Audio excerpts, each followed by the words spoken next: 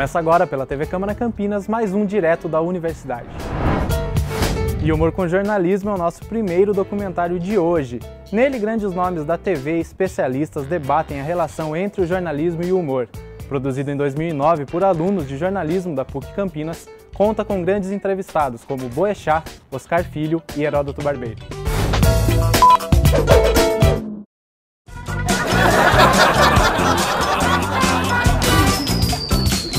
Boemba. O programa de hoje está muito redondo.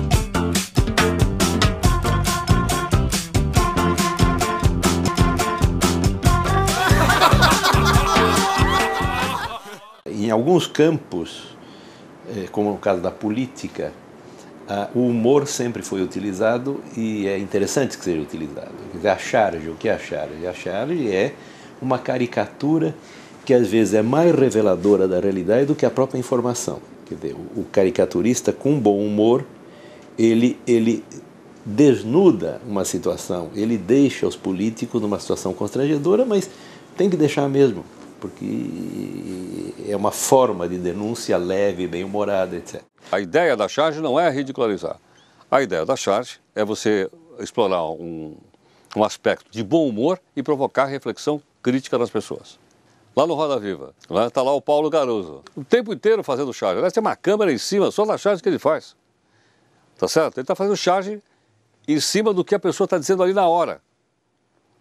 Então, o que acontece? Ele faz comentários com aquelas charges, né, que eu não faço, que meus colegas não fazem, que só ele é capaz de fazer com a charge. Eu acho que o casamento entre palavra e imagem, assim como entre humor e informação, é muito importante para o veículo, né? Acho que isso é que prestigia um veículo. Quando você tem as coisas casadas, né, bem casadas, esse produto fica melhor, né? Somos artistas, né? Acho que o humorista é um artista, né? E por isso ele tem que ser reflexivo, ele tem que ter essa capacidade de estar falando sobre o momento, né? Agora o que eu sinto é o seguinte: chega um momento, os nossos políticos ficam tão execráveis que a caricatura não consegue mais reproduzir, né, o que é caricatural. Porque parece que a caricatura acaba ajudando, né? Quando ela perde esse poder de ser crítica, ela acaba ajudando a personalidade. Fala, tá vendo? Estou na mídia. O que importa é falem mal, mas falem de mim, né? Então eu acho que essa é a missão da charge, é dizer de uma forma bem-humorada alguma coisa que foi dito num outro momento, sem humor. Boemba, com José Simão. José Simão!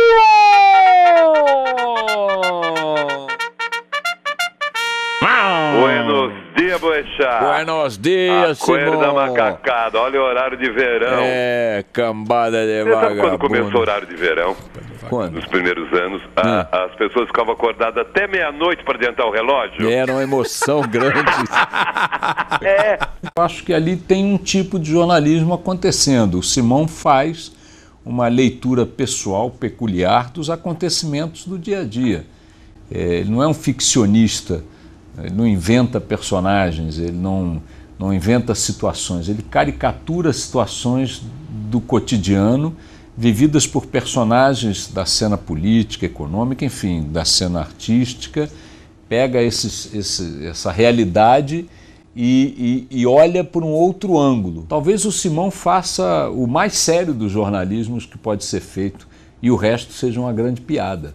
Eu não estou ali fazendo papel nem de jornalista nem de humorista, eu estou ali fazendo o papel de um interlocutor que tem consciência de que o personagem do momento, o condutor da narrativa não sou eu, é ele, e eu fico apenas dando o que se chama no mundo dos espetáculos, dando escada para ele. Mas acho que o objetivo ali, essencialmente, é o de mostrar o quanto a realidade que nos cerca e que nos aflige, na maior parte do tempo, é caricata e o quanto ela se presta a algumas gargalhadas se a gente olhar de outro ângulo. Acho que é isso aí. Não sei se é jornalismo, se é humor, ou se é de tudo um pouco, né? Essa linguagem foi definida e estamos numa FM. Foi definida em função de pretender um novo segmento de público, talvez, ou mesmo o segmento que já acompanha noticiário em rádio, mas colocando uma linguagem diferenciada para poder atrair para poder seduzir esse público. Note que não é uma linguagem inventada aqui, é um modelo de rádio que deu certo, está dando certo nos Estados Unidos. Nós, por exemplo, propositadamente, isso é uma estratégia nossa, nós temos usado o humor no jornalismo como forma de provocar a reflexão crítica. É a mesma fórmula, por exemplo, que você vê nas charges publicadas nos jornais. Quando você vê, por exemplo, uma charge no jornal, aquilo te provoca uma reflexão crítica, ou favorável ou desfavorável, mas sempre crítica. Nós temos a Rádio Sucupira, não sei se já ouviram, mas a Rádio Sucupira, ela é o quê? Ela é uma tentativa de você criar um humor para chamar a atenção das pessoas para assuntos relevantes. Eu acredito na possibilidade de que o Simão seja mais útil ao desenvolvimento de uma consciência crítica do brasileiro do que 99,9% dos meus pares, eu inclusive. Eu acho que o que ele faz é muito mais útil a todos esses fundamentos clássicos que alguns jornalistas tentam colocar para o jornalismo do que 89%, 90% da cagação de regra que eu ouço gente de paletó e gravata fazendo na mídia, escrevendo ou falando na televisão. Começa agora, para todo o Brasil, seu resumo semanal de notícias. Este é o Custe o que Custar.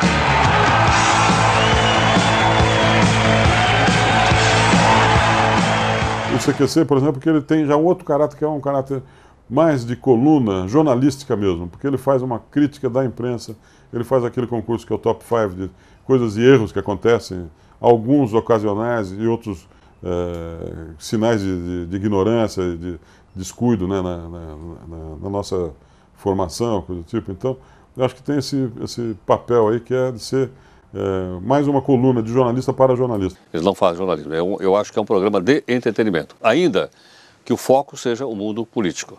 Se vocês pegarem no arquivo, vocês vão ver que sempre isso existiu. Esses programas humorísticos que têm com foco o mundo político, isso é tão antigo quanto o rádio no Brasil. Então vocês vão pegar lá N possibilidades como essa, é o caso do Pânico também. Né? Eu digo, o Pânico, por exemplo, vai lá e entrevista o governador de Mato Grosso, entrega para o cara uma motosserra de ouro. Fazer jornalismo? Não. Mas você não pode dizer que o Pânico é um programa jornalístico, não é? É muito mais um programa de escrachado, de diversão. A diferença, eu acho que basicamente o Pânico é por entretenimento. Tanto é que o público deles é muito maior. Diferença? Bom, podia falar da audiência primeiro, né? Mas o nosso é um programa muito mais popular. O deles, assim, eles têm uma coisa de querer ser uma revista, de querer ter uma crítica mais politizada. O nosso é mais diversão. Quando você tem um pouco mais de informação, pelo menos a contagem do Ibope no Brasil mostra que as pessoas não acompanham tanto, ou acham um pouco mais difícil acompanhar, vamos dizer assim, vai. Mas eu acho que o CQC, a sacada do CQC é dar essa informação de uma maneira humorada, entendeu? Bem humorada, é a grande sacada. Falar de política e tal. Eles querem criticar o político, levantar as mazelas da política. A gente quer ir lá e brincar com o político. Eles já chegaram, pegaram uma fórmula de sucesso em outros países, trouxeram para cá, ó, tem que ser desse jeito e vai ser desse jeito.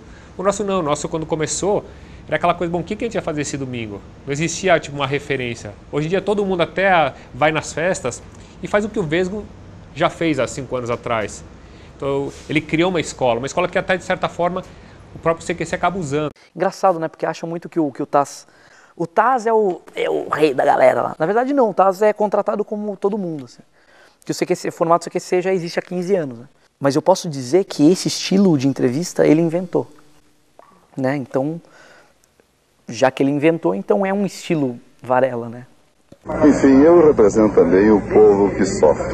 Deputado, o senhor acredita no que o senhor diz? Acredito. E quando eu digo uma coisa que eventualmente não acredito, todo mundo nota, você sabe disso. E o povo também acredita no que o senhor diz? Pelo menos tem me dado crescentes votações cada vez maiores. Nós temos mais liberdade, talvez, que eles, assim, para poder falar coisas que de um jeito diferente do deles. Nós não temos medo do ridículo, sabe? Nossos apresentadores se expõem ao ridículo, se expõem a uma brincadeira, sabe? Eles já têm aquela coisa mais engravatada, talvez. O Pânico tem mais liberdade e eu acho que eles acertam também. É equivocado ou é apenas humor quando você pega um cara do CQC e bota na cara de um vagabundo daqueles no Congresso e faz com que o cara caia em contradição, embora você esteja fazendo isso por mecanismos humorísticos, ou caricatos, ou satíricos? É jornalismo? É humor?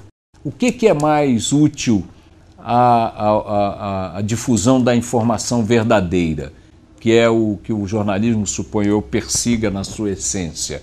Uma entrevista coletiva em que o deputado mente feito um cachorro ladrão de açougue, ou uma situação em que ele se vê na contradição levado por um gaiato do CQC, gaiato entre aspas?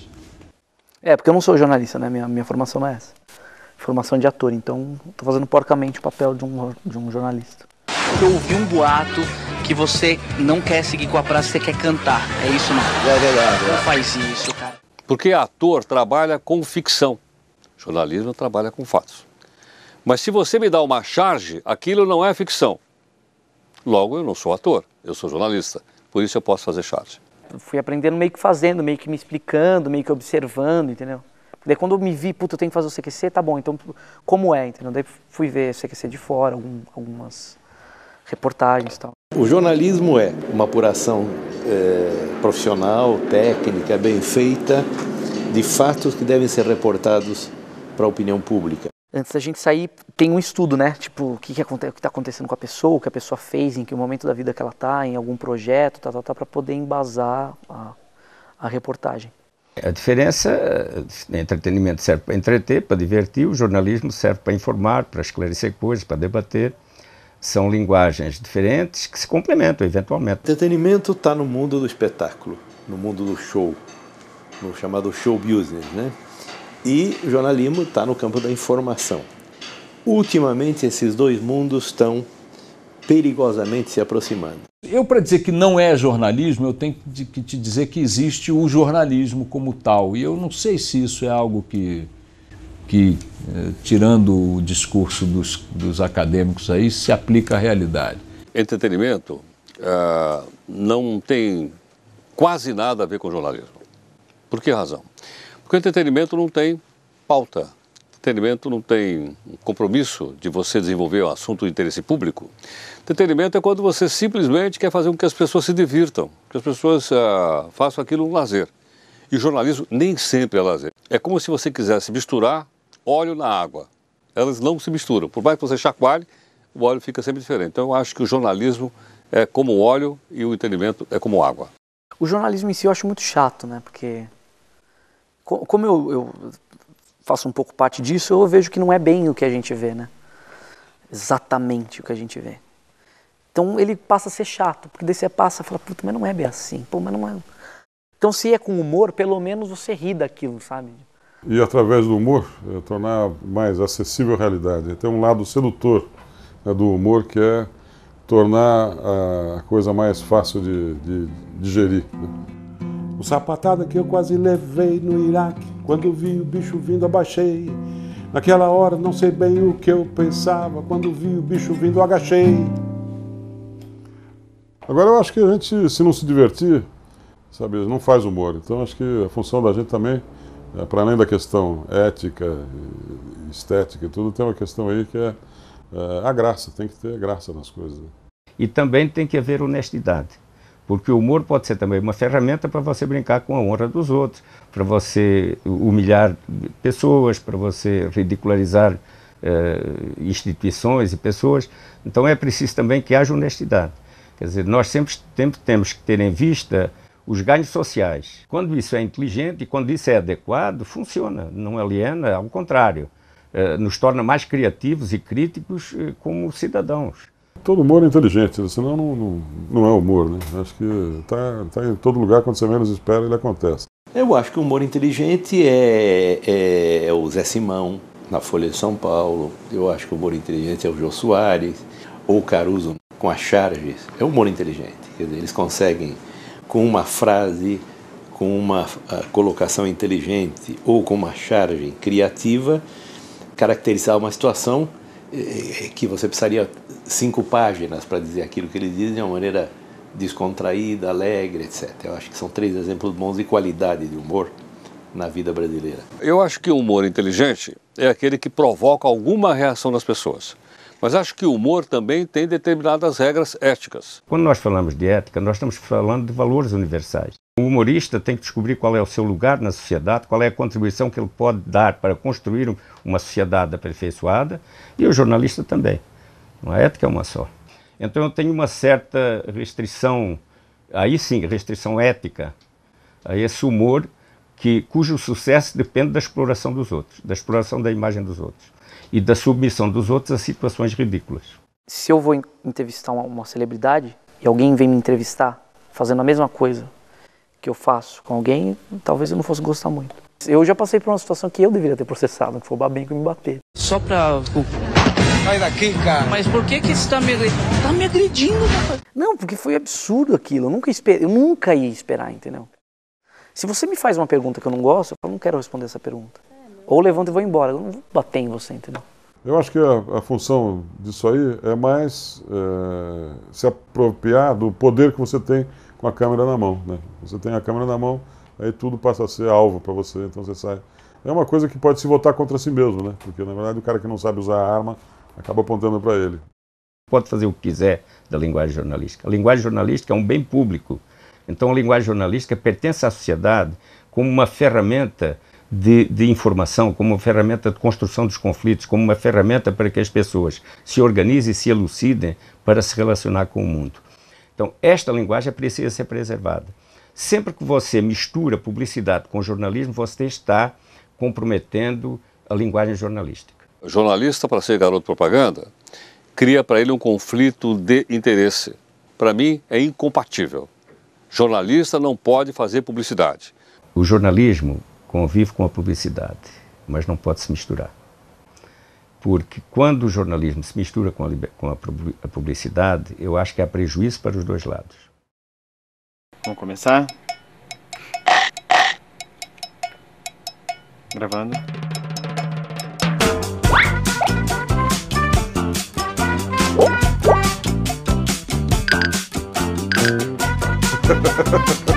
Então, do telespectador... Alô?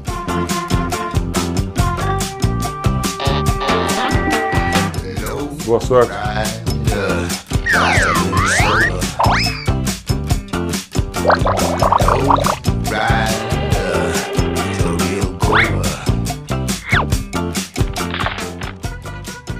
Pode bater no cara dele que não tem problema. Acertei! Maravilhoso. Guda, very good. Acabou? Sem dúvida, sem dúvida.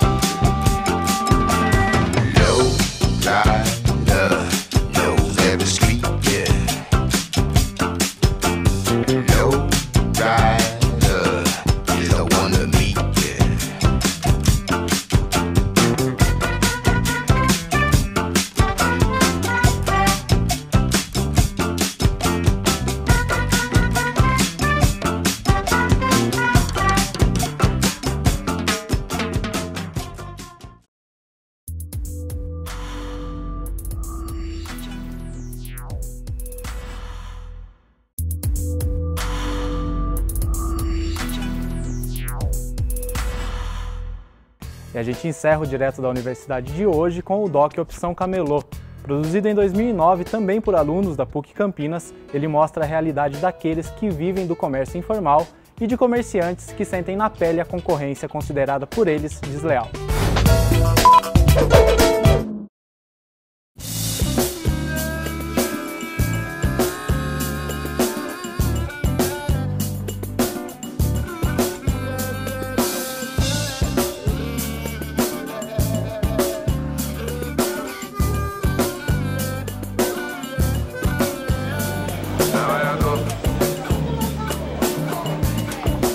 Trabalhador brasileiro, dentista, polícia.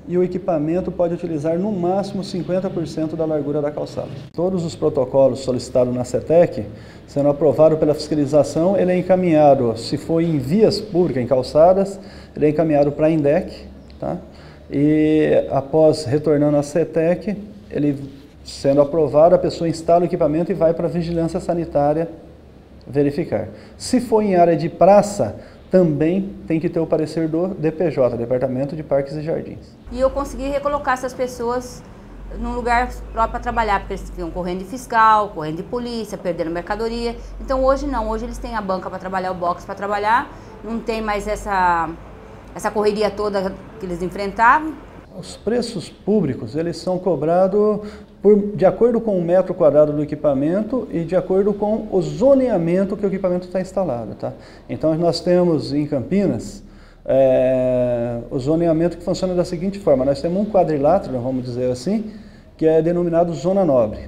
Então nesse quadrilátero tem um preço público. Depois um outro quadrilátero seguindo ele é Zona 1, outro Zona 2, outro Zona 3 e o restante da cidade Zona 4, que são o pessoal mais longe. A região do Viaduto Cury está incluída dentro da Zona Nobre do município de Campinas, tá? Dentro do quadrilátero da Zona Nobre. O metro quadrado é o mais caro da cidade. Quando a gente veio para cá, tinha dia que a gente não vendia R$1, a gente ia embora sem vender R$1.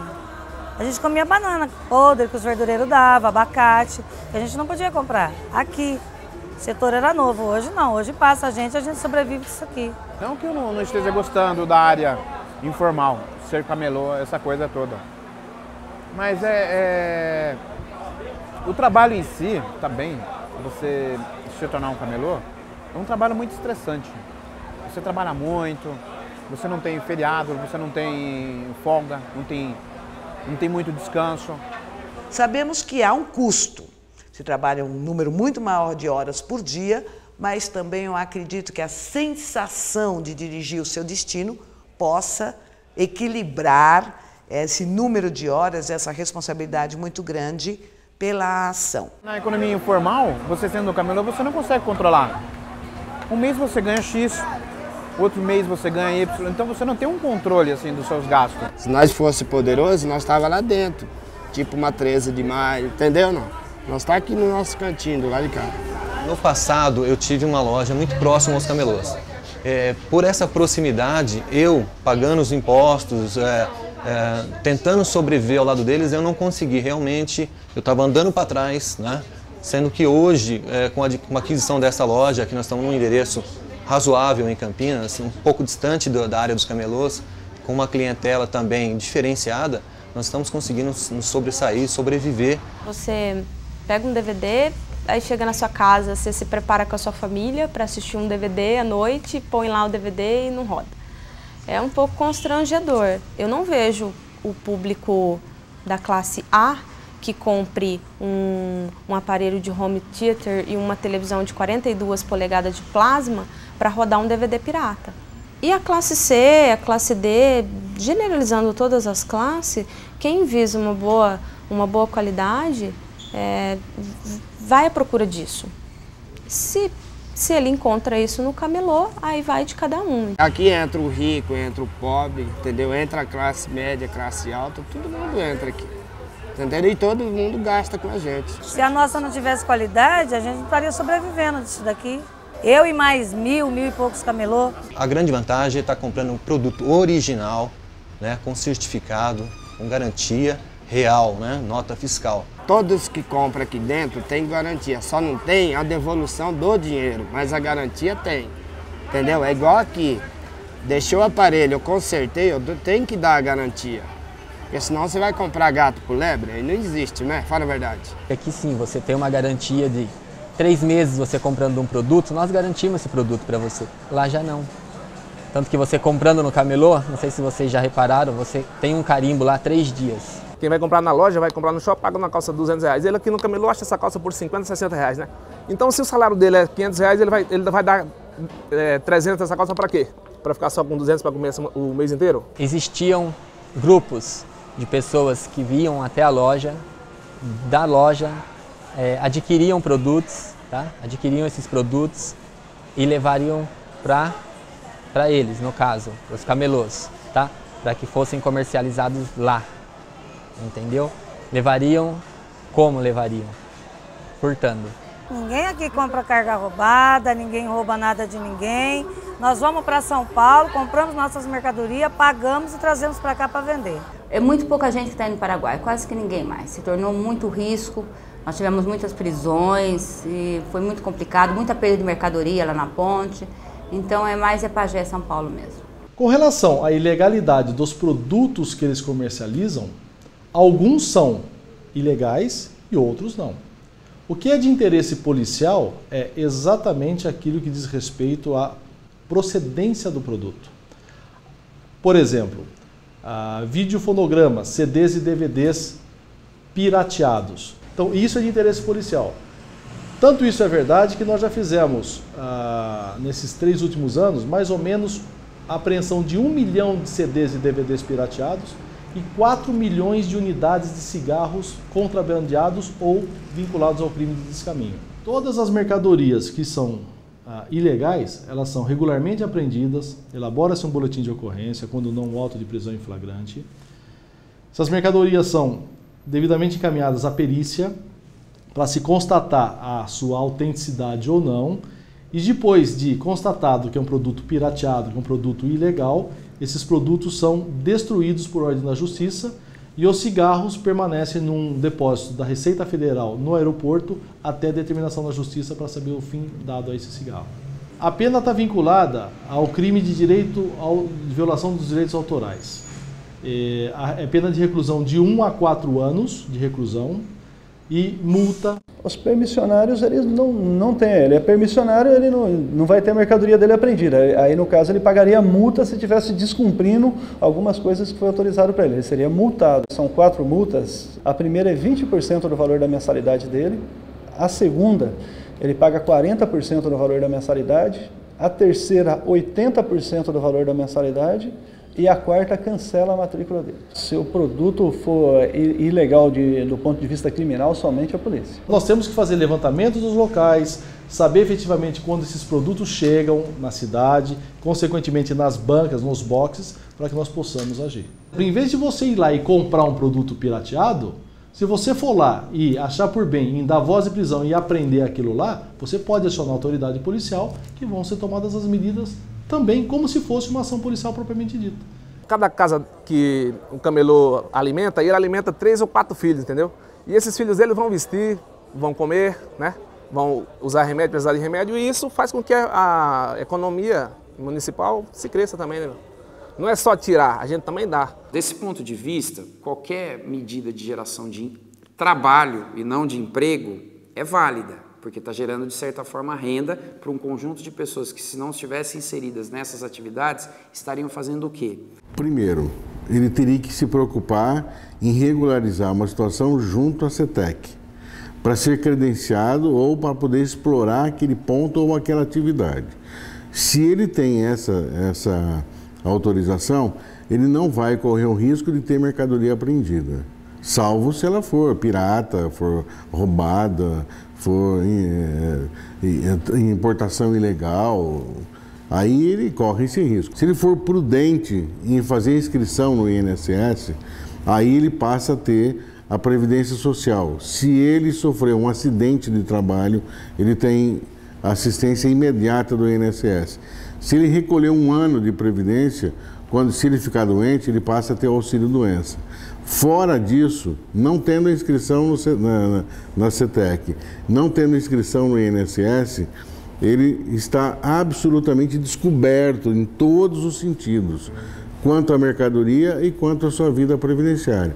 Direito trabalhista, então, nem pensar, não tem nenhum. Agora, a última que nós temos, assim, que nós conquistamos, foi a questão dos impostos super simples.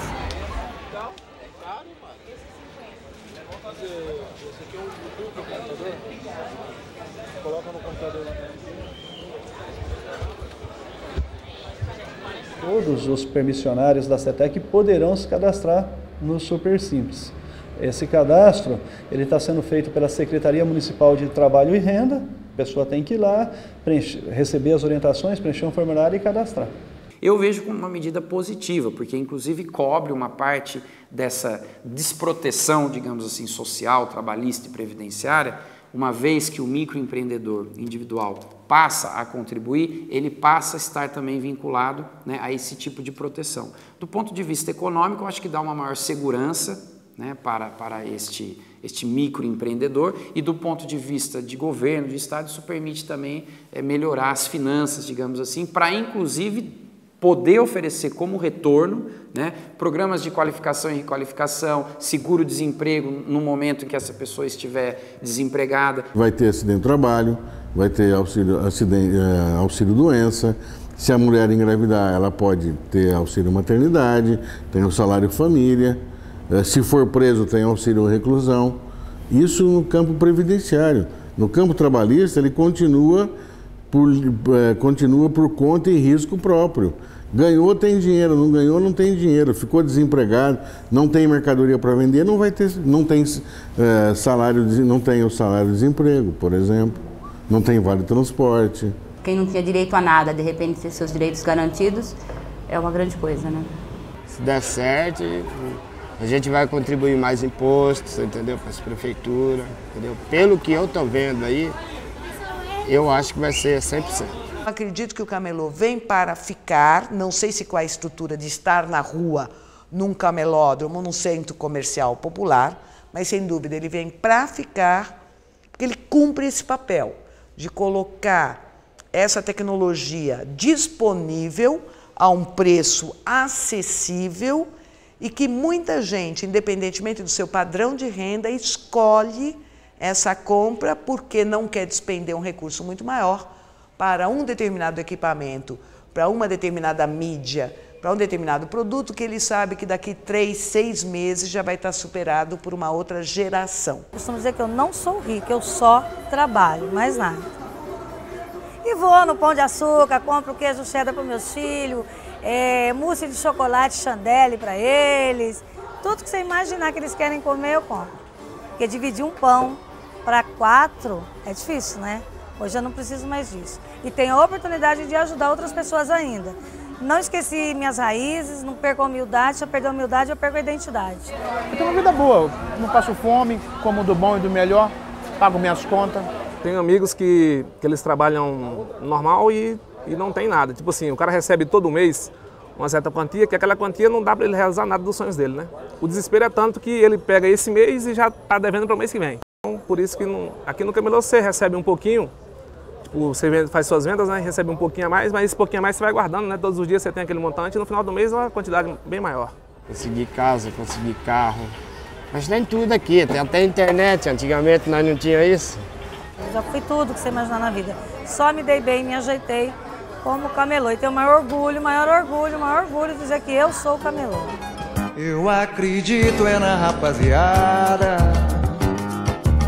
que segue em frente e segura o rojão. Eu ponho fé na fé da moçada que não foge da fera e enfrenta o leão.